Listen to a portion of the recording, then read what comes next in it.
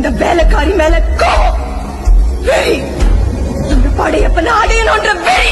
இப்ப கோவப்பட்டு யாரும் என்னமா பண்ண போற? என்கிட்ட வேலை செஞ்சுட்டு இருந்த அந்த வேலைக்காரன் நாய், நான் படையப்பன விரும்புறேன் தெரிஞ்சு கூட ஒன்னும் தெரியாத பூனை மாதிரி இருந்துகிட்டு அந்த புளிய வளைச்சு போட்டால, அவளை விட மாட்டேன். அவளை மட்டும் இல்ல, நம்ம அப்பா சாவுக்கு காரணமா இருந்த அந்த படையப்பனையும் அவன் தெய்வமா வணங்குறானே அவங்க அம்மா, அந்த திமிரு பிடிச்ச மூதேவியும் விட மாட்டேன்.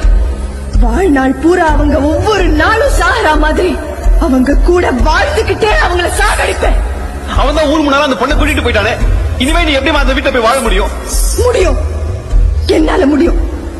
இந்த நீலாம்பரி நினைச்சா நிச்சயமா முடியும். தெரியுமா? இப்ப என்ன பண்ண சொல்ற சொல்லு. ஆளுங்களை விட்டு அந்த படைப்பை அள்ளிட்டு வர சொல்லட்டுமா?